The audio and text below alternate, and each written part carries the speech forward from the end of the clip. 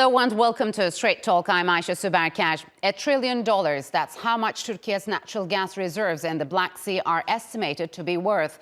Turkish President Recep Tayyip Erdogan, who flicked the switch on the country's first delivery of Black Sea gas, promised a limitless supply for households for the next month. President Erdogan was on hand during the commissioning ceremony at the onshore facility where the first gas was delivered. Discovered back in 2020, the Black Sea gas fields off the Zonguldak coast are expected to produce 10 million cubic meters of gas a day. Erdogan said that production would quadruple in the coming years. Ankara, which imports a vast majority of its energy needs, has been looking to lessen its dependence on foreign sources. Currently, Turkey imports most of its natural gas from Russia, Azerbaijan and Iran. Once its Black Sea fields reach full capacity, its reserves are expected to meet approximately 30% of Turkey's yearly consumption.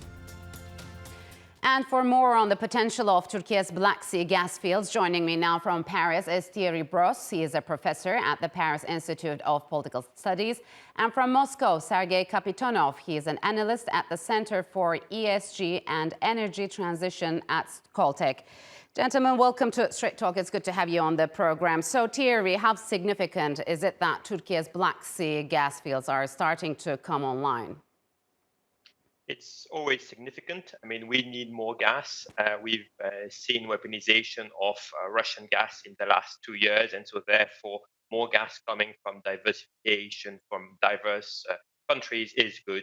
Is this going to be enough? No, but everything is good, so let's take it. Okay, how will it impact Turkey's regional reliance on gas moving forward? Well, you are absolutely right. It will heavily will have a heavy impact on Turkey's further energy balance and then further Turkey's ability to control gas flows to Europe or probably to other regions in the world. Because, well, Turkey can produce up to 1/3 of its gas demand, let's say in 2 or 3 years from the new gas finds in the Black Sea. So it will significantly reduce Turkey's gas demand, for example, on Russian gas or gas from Azerbaijan or Iran. So Turkey is becoming a real player in European gas industry. But is it going to happen in the short term or in the middle term? What do you think? Well, an average period for development of a gas field is something like 5 years, but there are fast-track gas fields that are developed in, let's say, 3 years.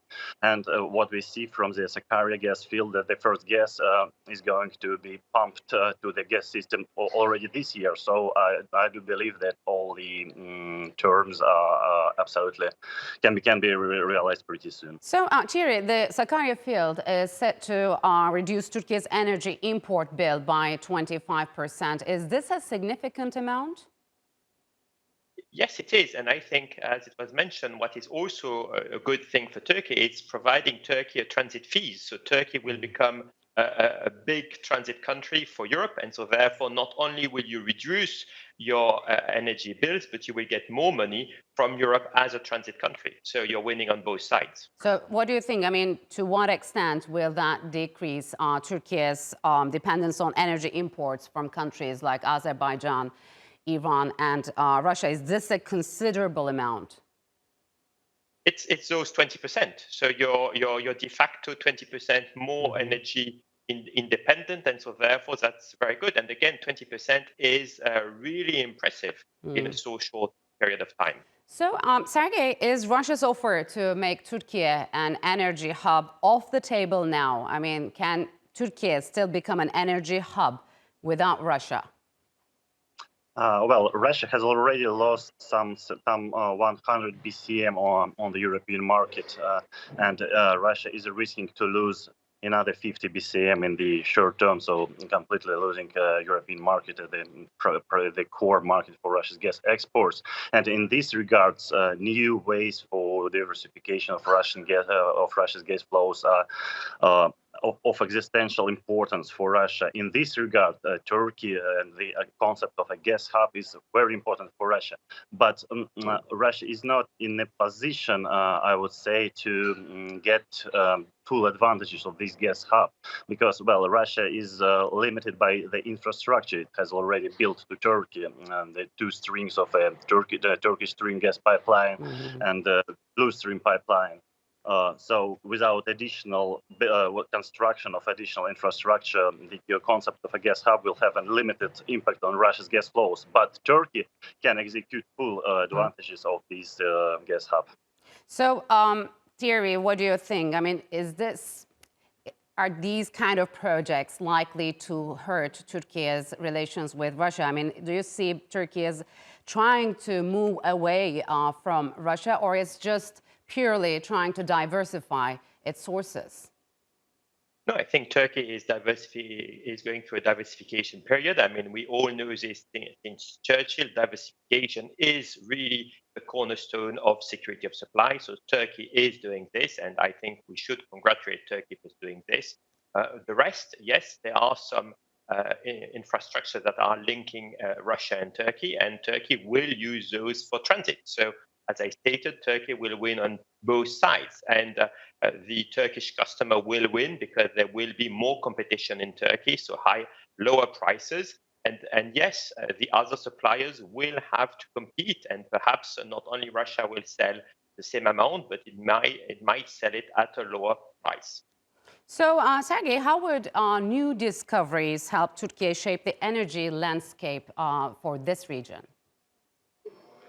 The new discoveries are of utmost importance for the region because, well, the gas game in the Eastern Mediterranean is developing at a high pace, and now Turkey is becoming a real big player in this Middle Eastern, East Mediterranean gas game.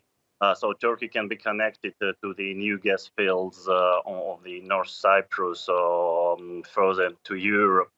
And well, I haven't said that the capacity of potential capacity of Turkey's gas hub can be of close figures like the Germany enjoyed before the sabotage on the Nord Stream pipeline. So Germany was the biggest gas transit country in the world, and now Turkey has all the opportunities to take this role.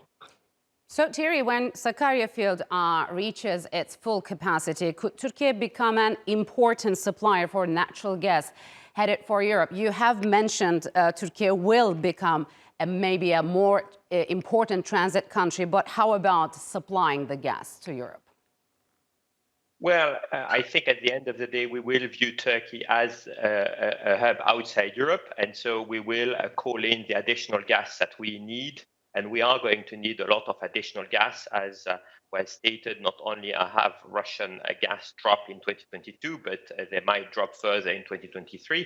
And so, yes, we will need all this gas. And I think it's arriving at the perfect time when we need gas. So I think the place for Turkey is to be a provider of gas outside the European Union, and you label it Azerbaijan gas, Iran gas, or Russian gas, or Turkish gas. At the end of the day, for somebody that is in Europe, it's gas coming from the hub in Turkey.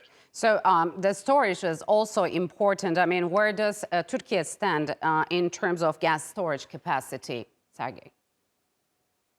Well, Turkey has a huge potential for gas storage on the territory of the country. For example, in its pre-salt layers of the underground reservoirs. So Turkey has a huge of potential in this very field. But I just wanted to say one more thing, that Turkey can become a supplier of not only gas, but potentially further more environmental, more green products like green ammonia or green hydrogen, if Turkey wants to transform its gas coming from different sources into something new, into something green that will be, of course, in demand in Europe.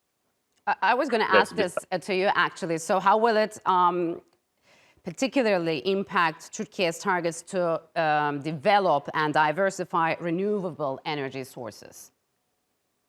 Well, we see that over the last decade, Turkey's renewable potential grew almost 3 times. So Turkey is becoming a really big player in the field of renewables, and we see this energy transition ongoing in Europe, and we see all these climate targets. So gas Europe in, let's say, in 10 years should be not just natural gas. It should be something more different, like a mix of green hydrogen, for example, injected into gas transportation system. And Turkey now has all the potential to become this supplier of new products, of new green products, if Ankara wants to transform natural gas into something new.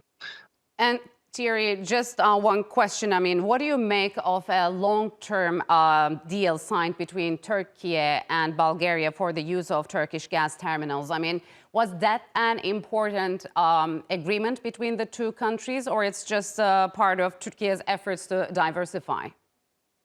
No, I think it's a great contract because if you're in Bulgaria or if you're in Romania, you have less Russian gas, and so therefore you need to address those losses and you need to access new gas. And in fact, the way you can access gas is either through Greece or through Turkey. And the fact that Turkey provides this makes more competition in the system. And I've always stated more competition means lower prices for consumers. So the more competition, the better. And I will add on the green part that Turkey, like Greece, like all of those countries in the south, are extremely well positioned to harness more sun and to be an door for green product, green electrons, or low decarbonized gas to Europe.